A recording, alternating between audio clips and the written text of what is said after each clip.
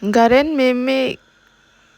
gas long si cake spon ki monai lo la bang ke cream lo cream ki monai bang nang paklang kledet lo cake order duita do la bang ke 1 kg bang lo pi design si ki monai ne ki cheng ben ki jut anang lang lo non ni nang paklang pon po a video bang than jai jai lo ding ret pu mati de la bang ke half kg bang lo la bang ke design paklang don ma hedi ho son thot le monai ne pu ho son thot si semar pi lo color bang pa prek chat lo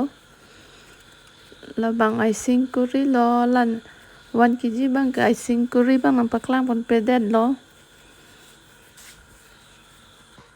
non bang ke panai lo la panai pa mi mi the di ar lo la spon cake pot bang thek long lok po ke chelang no si pu pu po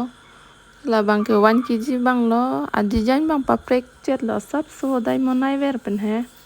ke la thak ta asap so pa prek chat lo